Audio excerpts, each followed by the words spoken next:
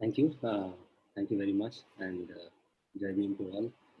It's a very big honor for me to be speaking here before you because I think, the people who are part of this Swero group, Praveen Mamidala sir, R.S. Praveen Kumar sir, also the speakers who spoke before me, particularly the story of Kalpana Sarojji, such inspiring story. So in comparison, my achievements are not as great or my contributions are not so huge.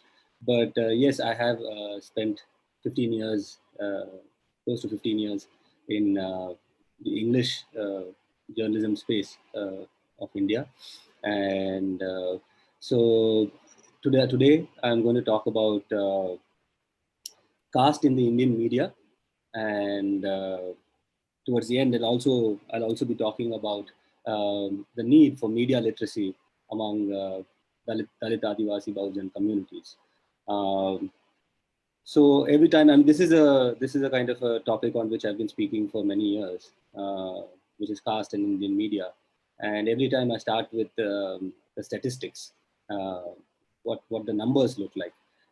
As you all must already know, the numbers of Dalits, Adivasis in mainstream English journalism. And okay, quickly, when I say mainstream journalism, I mean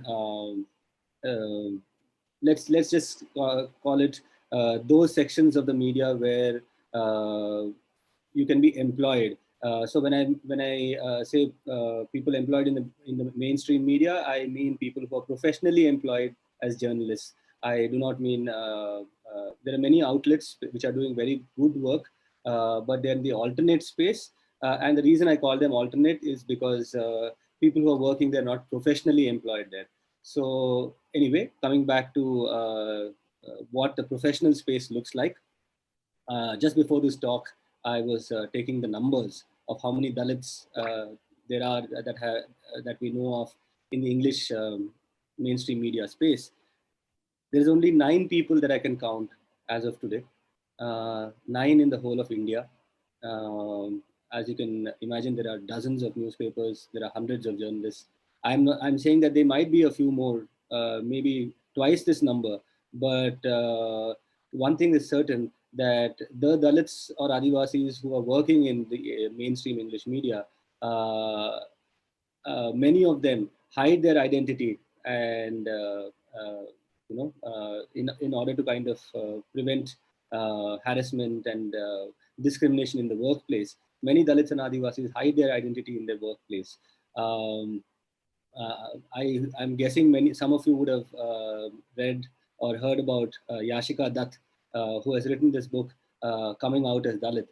She's also a journalist who has worked in the English media space, and her book and her entire life story is a great example of what happens when you're Dalit inside a English mainstream newsroom in India. She went to the US, and that's where she discovered her voice, and that's where she felt safe enough to say that she's a Dalit. In India, she never felt safe enough to mention her identity. So, as I was saying, there are 9 Dalits that I can count as of today in the mainstream English media space of India, the whole of the country. Uh, of these 9 people, um, there are only 2 women. Uh, there were 2 more until recently, but because of the COVID related job losses, 2 of them have lost their jobs. So that's 2 less. And except two, all the other 9 journalists who I have counted are second generation, which means that their parents were also graduates or also are employed, um, in the formal sector, right? So I'll just go back to a little bit in time to talk about the efforts that have been made to increase the number of Dalits and Adivasis in Indian journalism. So one of the first efforts to get more Dalits into journalism was made by the Asian College of Journalism in 2006, when 4 Dalit students were sponsored to study in the Asian College of Journalism, with all the entire fees was waived off, and the students were also given a stipend and scholarship to study there.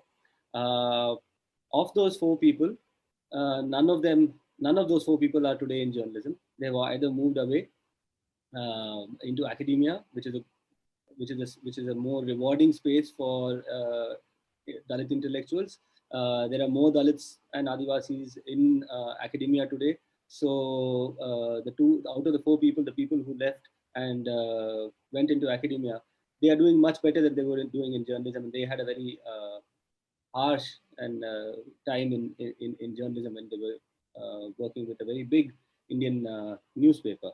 Of those 4 people, in fact, there's a very sad story of a certain person.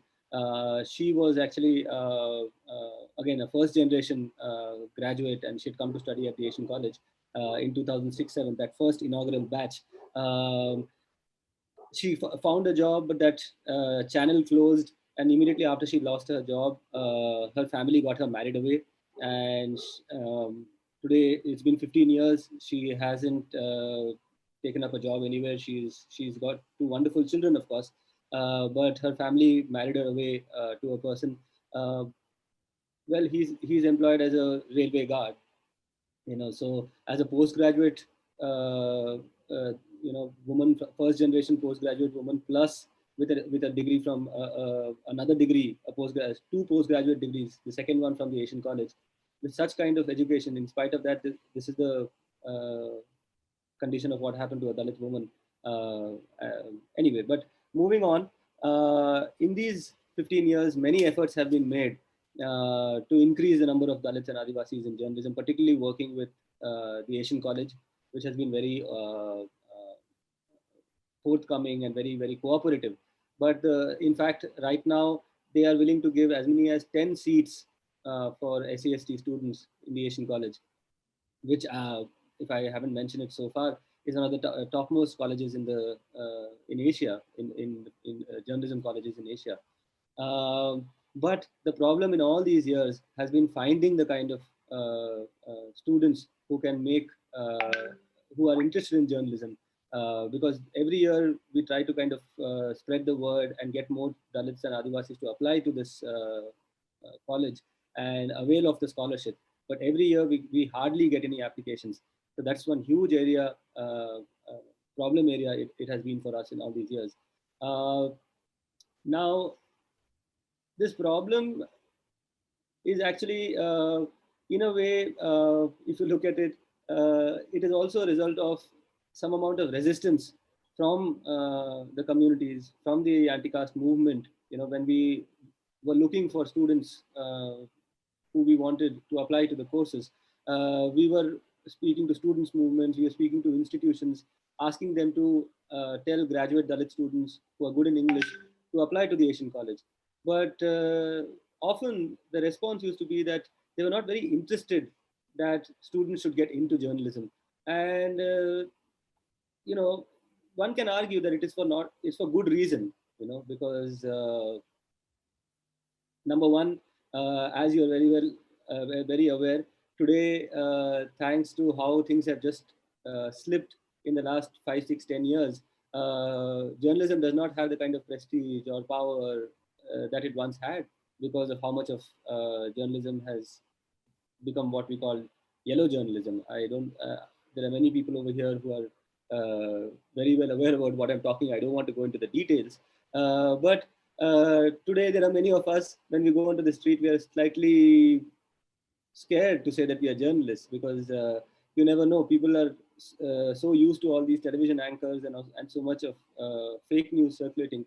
They think when you say you're a journalist, they think you're one of the shouting, screaming people. So that respect for the profession is also gone, thanks to the kind of dip in quality in the media. So for a variety of reasons, people from our communities have somehow seen it better, have seen it as a better career option for them to pursue either academia, do their PhDs, apply to the civil services, go abroad, get into software, get into the corporate sector.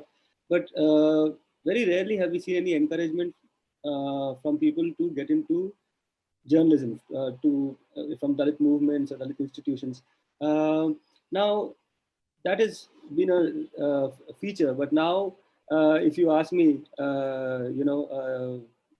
as of today, should Dalits get into journalism? Should Adivasis get into journalism? I would actually say no, because particularly what has happened in the COVID time has just made the situation worse. But if you notice, over the last 5-10 years, uh, journalism outlets are losing revenue, and there are not as many jobs out there for people to get hired in. So the question arises as to, you go to an Asian college, the first question that arises is, okay, what kind of placements are there? If you get into journalism, when you start off as a journalist, what kind of placement, what kind of opportunities are there? And I'm very sorry to say, actually, that today those kind of opportunities are not there. It is not, there is no guarantee, thanks to the condition of the economy and the kind of pressures that there are on journalism outlets. It is not such a lucrative profession anymore, right? So, some people might have expected me to tell you a little bit more about how do you become a journalist and how do you get into journalism, how do you get into newspapers and channels. But the sorry state of affairs and the unfortunate thing is that right now, if you ask me, I would not recommend journalism to anybody, because there are no opportunities. More so to Dalits or Adivasis, because I think now is the time to get into the institutions of the state, to become IAS and IPS officers like Mamidala Praveen, like RS Praveen Kumar. These are the kind of icons that you should really emulate, and those are the kind of professions, whether it is bureaucracy or even business. We had a few speakers earlier who were from the field of business. I would strongly encourage that our young people should get into these kind of sectors, and only those who can afford to not depend on a salary, not have job stability, only those people should get into journalism. So, therefore, where does that leave us, right? Because the media has collapsed. There is no respectability in the profession. There is no money in the profession. There is no stability. To a great extent, there is no credibility. So, therefore, as a journalist who has spent 15 years, okay, so I'm getting a request here to కొంచెం తెలుగులో కూడా మాట్లాడాలి అనుకొని ఒక request వచ్చింది. So ఈ వరకు మాట్లాడిన విషయం అంత నేను I cannot go back and talk about it again. అయితే నేను చెప్పింది ఏమంటే, ఒక సింపుల్ నట్షెల్ ఏం చెప్పానంటే, ఇప్పుడు ఈ పరిస్థితులు యాజ్ ఆఫ్ టుడే 2020లో లేదా 2019లో 2018, 17, 16, ఇన్ఫ్యాక్ట్ 2014 నుంచి నేను ఎవరికి కూడా మన యంగ్ పీపుల్కి మన దళితులు ఆదివాసీ కమ్యూనిటీ నుంచి కొత్తగా డిగ్రీ పోస్ట్ గ్రాడ్యుయేషన్ చేసుకొని వచ్చే వాళ్ళు ఉన్నారు కదా మన పిల్లలు. వాళ్ళకి నేను కొంచెం రిలక్టెంట్గా, కొంచెం అంత కాన్ఫిడెన్స్ నాకు లేదు ఇప్పుడు when I recommend journalism as a profession. ఎందుకంటే ఇప్పుడు ఆ జర్నలిజం వచ్చేసి ఇండియాలో హ్యాస్ బికమ్ లెస్ ల్యూక్రేటివ్. అంటే శాలరీస్ వచ్చేసి చాలా తక్కువ అయిపోయింది. Many news outlets have sack journalist. Journalism has lost that credibility. అంటే మీరు ఏదైనా ఒక తెలుగు ఛానల్, ఏదైనా ఒక ఇంగ్లీష్ ఛానల్, ఏదైనా న్యూస్ పేపర్ దీన్ని మీరు చదివితే మీకు తెలిసిపోతుంది, saying that what is the kind of journalism which is being practised. And so ఈ కారణం నుంచి one of the things I wanted to say today is, I do not want to, at this moment, recommend journalism as a profession to anybody, despite what other speakers might have said before, saying that we should get. Many people have the opinion, even now, that our people, because of the numbers I gave you, దీని ముందు నేను చెప్పాను, మొత్తం ఇండియాలో English media అంటే ప్రొఫెషనల్గా ఉండే వాళ్ళు, ఇంగ్లీష్ మీడియాలో అక్కడి నుంచి శాలరీ తీసుకునే వాళ్ళు ఫుల్ ఇండియాలో నేను కౌంట్ చేసిన వరకు ఓన్లీ 9 members ఉన్నారు.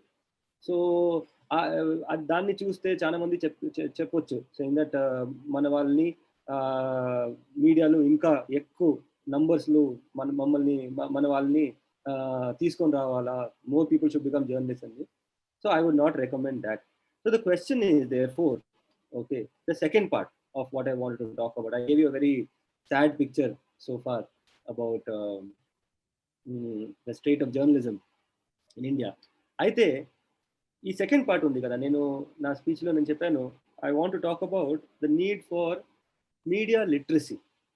Now media literacy is something where I feel that it's a very big gap area. అంటే ఈ మీడియా లిటరసీలో మీడియా గురించి, అంటే మీడియాలో వచ్చే విషయం గురించి నాలెడ్జ్ మన కమ్యూనిటీస్లో I've noticed there's a lack of interest, there's a lack of kind of ఏమంటాడు దాన్ని, ఎంగేజ్మెంట్ అంటే with what is appearing in the media. Simple things such as newspaper reading habits, following what is in the news. Media literacy, when we talk about media literacy, it is not just a matter of finding out what are the headlines of today. Media literacy means, do we know as of today what is the difference between a Republic TV and an NDTV, right? And something like in Telugu, for example, a TV9 and ETV. What is the difference between these channels? Or when you talk about in the newspapers, what is the difference between an Indian Express and a Hindu? What is the difference between a Caravan magazine and an Outlook magazine? Now, these are the things which, when you look at it holistically, when you get an understanding of these things, of what is the difference, what are the different sections of the media, who are the different voices in the media, which are the different perspectives in the media, which media covers what subject, which media does not cover which subject. There are certain outlets in which some issues will get a lot of highlight, some issues will not. కొంత news అవుట్లెట్స్లో మీరు చూస్తే కొన్ని items ఎక్కువగా వస్తుంది, కొంత items చాలా తక్కువగా వస్తుంది. అండ్ ఇంకొక అవుట్లెట్లు, ఇంకొక న్యూస్ పేపర్ లేదా ఛానల్లో ఎగ్జాక్ట్ ఆపోజిట్గా ఉంటుంది. దీన్ని మనము ఎందుకు అర్థం చేసుకోవాలా? Why should we know these things? ఈ మీడియా లిటరసీ మనము మన కమ్యూనిటీస్లో, why is it so important for us to know what are the different angles in the media, what are the different media outlets saying? Because I just want to go back, to a concept that all of us know as Ambedkarites, as Dalits who have been inspired to do something in our life because of Ambedkar. This one concept all of us know. And what is that? Which is that for, you are called SWERO, right? Social welfare, social change, social mobility can happen, according to Ambedkar, first and foremost only with political change. First, we have to have political change. When I say political change, please, I don't want to get into, which party, who is prime minister, who is chief minister. No. When I say political change starts with understanding what is the politics of our country. And when I say media literacy, and when I say that our young people today, they are getting into corporate sectors, they are getting into civil services, they are getting into different sectors. But when I interact with them, I realize that their media literacy is low, which means also that their political literacy is low. See, their political opinion can be anything. I am not saying that you have to be even an Ambedkarite to be a Dalit. There are so many people today, I don't want to get into this thing, they may say, no, I am not an Ambedkarite, but I am a Dalit, but still I am in some way working towards my community. Those are not the issues. But the point here is to understand what is the politics of our time. What are the current affairs of our time? What are the different opinions of our time is something, if you notice, which is taught in upper caste households from the childhood. It is a part of dinner table, breakfast table discussions in ruling class communities. If you look at ruling class communities, you will always notice that there's a lot of discussion about politics in those families itself. When the larger family gathers, there's an even larger discussion about politics. Is Modi good? Is Mamata good? Is this person good or bad? And what is happening in the neighborhood politics? Who is the corporator? Who is the MLA? Who is the prime minister? Who is the chief minister? Who is the president of America? These are the things which are discussed in the houses, in the dining tables, in the drawing rooms of ruling class or ruling caste communities. Now the question arises as to why is the discussion about politics, which is essentially a discussion about not just who is in power. See, politics means what is happening among people, and a newspaper or a news outlet is a kind of abridged, is a kind of a తెలుగులో నాకు చెప్పకి తన చాలా డిఫికల్ట్గా ఉంది. అయితే నేను చెప్పింది ఏమంటే, ఒక రూలింగ్ క్లాస్ కులంలో ఉండే వాళ్ళు వాళ్ళ ఇంట్లో వాళ్ళ ఇంటి లోపల వాళ్ళ డైనింగ్ రూమ్లో వాళ్ళు భోజనం చేసే టైంలో, వాళ్ళు జస్ట్ టైం పాస్ చేసే టైంలో ఏం డిస్కస్ చేస్తారు? ఆ టైం పాలిటిక్స్ డిస్కస్ చేస్తారు, ఆ టైం న్యూస్ డిస్కస్ చేస్తారు, current affairs. I'm going to have a little bit of difficulty talking in Telugu. I'll keep it to English. Maybe if somebody can translate.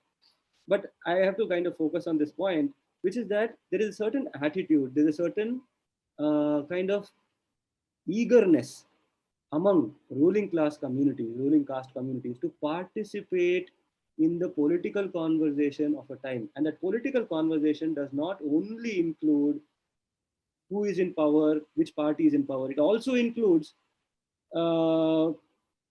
other pursuits, such as what is happening in the field of art, what is happening in the field of sport, what is happening in the field of business. All of these are things that are part of the social capital. మనము social welfare, social change, social transformation గురించి మాట్లాడతాము. అయితే ఆ social handicap మన కమ్యూనిటీస్లో ఉండేది, దాంట్లో ఒక పెద్ద సోషల్ హ్యాండిక్యాప్ వచ్చి ఏమంటే, ఈ పొలిటికల్ అవేర్నెస్, ఈ మీడియా లిటరసీ, ఈ ఎంగేజ్మెంట్ విత్ పొలిటికల్ రియాలిటీస్ మన కమ్యూనిటీస్లో లేదు.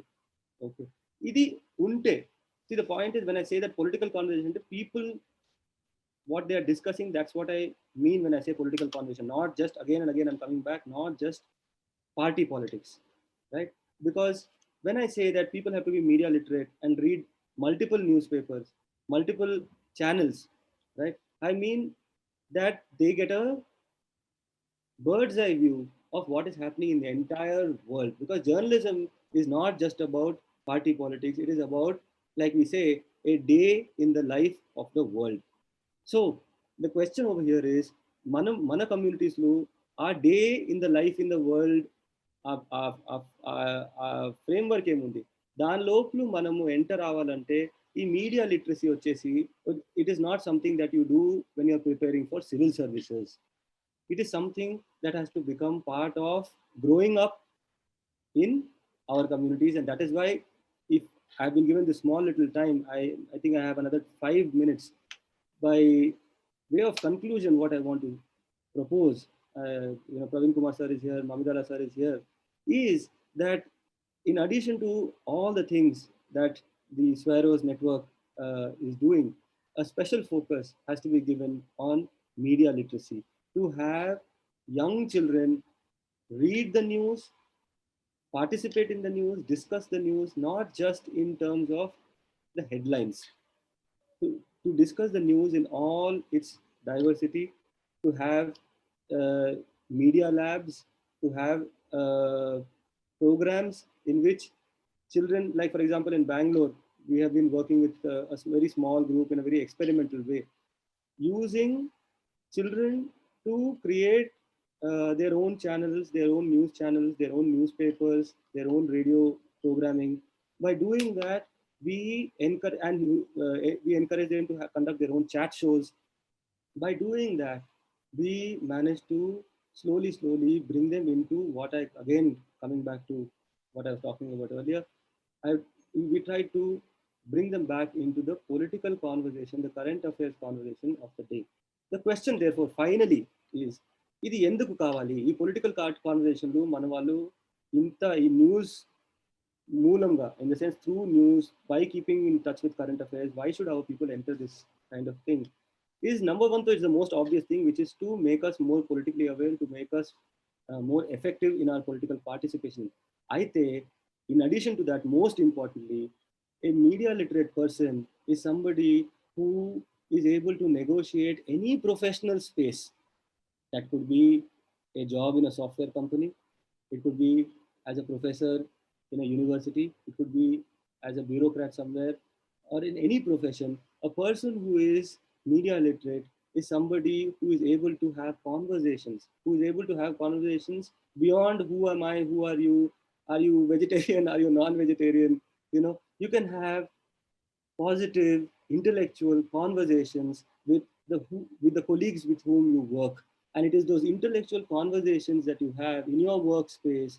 On the basis of those conversations, you have intellectual relationships, and that's how you grow in your profession.